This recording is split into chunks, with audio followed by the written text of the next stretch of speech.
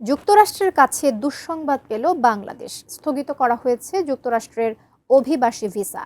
সেই সঙ্গে অভিবাসীদের জন্য রাখা পাবলিক ফান্ড ব্যবহারের সুযোগও বাতিল করা হয়েছে। আরও বিস্তারিত জানাচ্ছেন মেহেদী হাসান।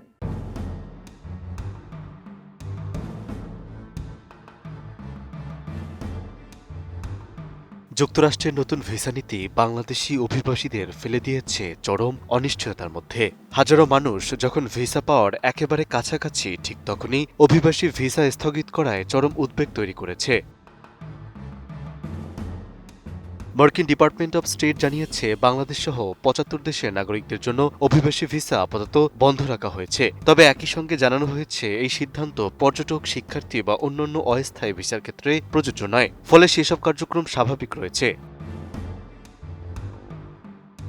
এ বিষয়ে ২৫ এপ্রিল ঢাকায় মার্কিন দূতাবাসের অফিসিয়াল ফেসবুক পেজে দেয়া এক পোস্টে তথ্যটি নিশ্চিত করা হয়। সেখানে বলা হয়, তালিকাভুক্ত দেশগুলোর কিছু অভিবাসী যুক্তরাষ্ট্রে গিয়ে সরকারি সহায়তার উপর নির্ভরশীল হয়ে পড়েছে, আর এই কারণেই নতুন এই সিদ্ধান্ত নেওয়া হয়েছে।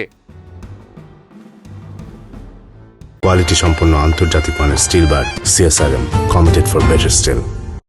এর পাশাপাশি প্রেসিডেন্ট ডোনাল্ড ট্রাম্প জানিয়েছেন, অভিবাসীদের অবশ্যই আর্থিকভাবে স্বাবলম্বী হতে হবে। তারা যেন যুক্তরাষ্ট্রের উপর অতিরিক্ত আর্থিক চাপ সৃষ্টি না করে, সেটি নিশ্চিত করতেই এই পদক্ষেপ নেওয়া হয়েছে। এ কারণে স্টেট ডিপার্টমেন্ট এখন ভিসা দেওয়ার আগে স্ক্রিনিং ও যাচাই বাছাই প্রক্রিয়া আরও কঠোরভাবে পর্যালোচনা করছে।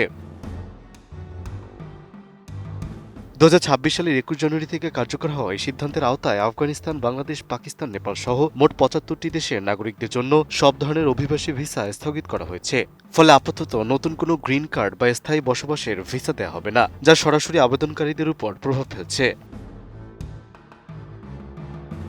ফলে যুক্তরাষ্ট্রের এই সিদ্ধান্তে বাংলাদেশের অনেক মানুষের দীর্ঘদিনের অভিবাসনের স্বপ্ন অনিশ্চয়তার মধ্যে পড়েছে। বিশেষ করে যারা পরিবারভিত্তিক বা কর্মসংস্থানের মাধ্যমে স্থায়ীভাবে যুক্তরাষ্ট্রে যাওয়ার অপেক্ষায় ছিলেন, তাদের জন্য এই স্থগিতাদেশ একটি বড় ধাক্কা হয়ে দাঁড়িয়েছে।